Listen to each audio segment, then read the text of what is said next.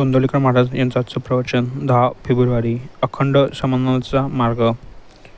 आपल्याला आयुष्यात खरे समाधान हवे असेल तर त्याचा एकच सोपा मार्ग आहे, भगवंताचे नामस्मरण.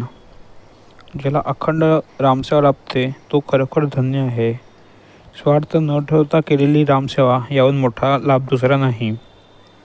वाणीने रामनाम घ्यावे, शरीराने सेवा करावी आणि मनाने भगवंताचे ध्यान करावे. आपले संपूर्ण जीवन रामाला अर्पण करावे. या जगात जे काही दिसते ते नाशवंत आहे हा बोध मनात ठेवावा. सज्जन माणसासारखे वागावे, नीतीने जीवन जगावे. कुटुंब, मुलंबाळ यांची जबाबदारी सांभाळावी. पण प्रपंचामुळे मन अस्वस्थ करू नये. प्रपंचात राहूनही मन रामाकडे ठेवता येते. उपाधी म्हणजे ताणतणाव, त्याच्या मनात स्थान देऊ नये. प्रपंचात राहूनही मन उपाधीपासून वेगळे ठेवावे. मनात रामाचे स्मरण ठेवावे. दुसरा विचार येऊ देऊ नये. जगात याहून मोठे हित काहीच नाही. हे बोल हलके समजू नका. आता मी रामाचा झालो हा भाव मनात ठेवावा. कर्तेपणाचा अभिमान सोडावा आणि शक्य तेवढे नामस्मरण करावे. मान अपमान, लोक काय म्हणतील ते सगळे सोडून द्यावे. मनात फक्त रघुनंदनाचे ध्यान असावे. घरात बायको मुलांमध्ये राहूनही चित्त रामाकडे ठेवता येते.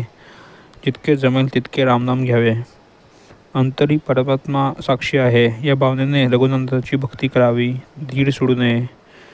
रघुवीर आपल्या पाठीशी आहे. वृद्धपण येते, शरीर कमजोर होते, पण त्याचा अहंकार ठेवू नये. औषध पाणी घ्यावे, शरीर सांभाळावे, पण कधीही दुःखी खचलेले राहू नये.